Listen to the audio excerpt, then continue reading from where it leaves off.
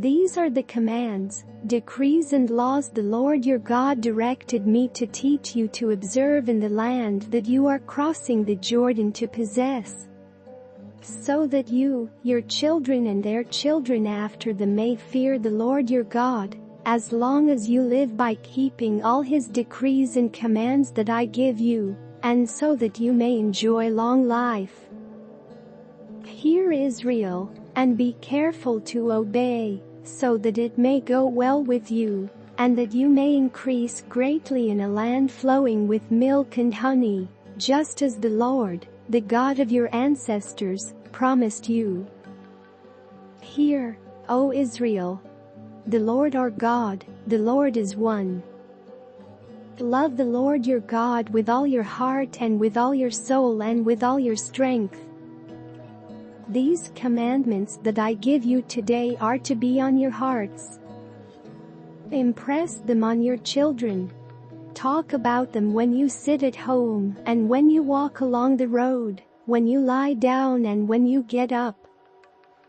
Tie them as symbols on your hands and bind them on your foreheads.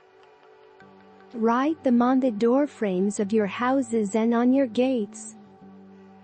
When the Lord your God brings you into the land he swore to your fathers, to Abraham, Isaac and Jacob, to give you a land with large flourishing cities you did not build, houses filled with all kinds of good things you did not provide, wells you did not dig, and vineyards and olive groves you did not plant, then when you eat and are satisfied, be careful that you do not forget the Lord, who brought you out of Egypt, out of the land of slavery.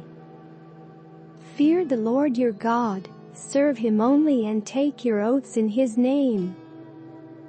Do not follow other gods, the gods of the peoples around you.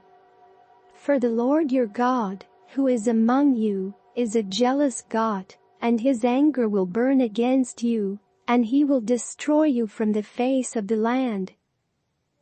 Do not put the Lord your God to the test as you did at Massah.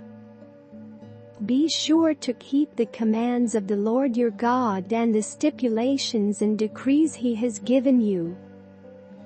Do what is right and good in the Lord's sight, so that it may go well with you, and you may go in and take over the good land the Lord promised on oath to your ancestors, thrusting out all your enemies before you, as the Lord said.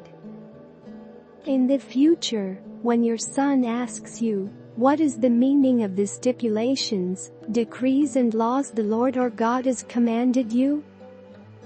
Tell him, we were slaves of Pharaoh in Egypt, but the Lord brought us out of Egypt with a mighty hand.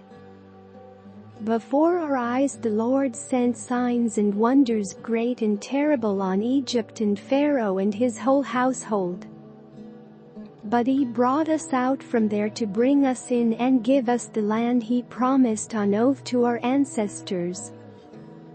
The Lord commanded us to obey all these decrees, and to fear the Lord our God, so that we might always prosper and be kept alive, as is the case today.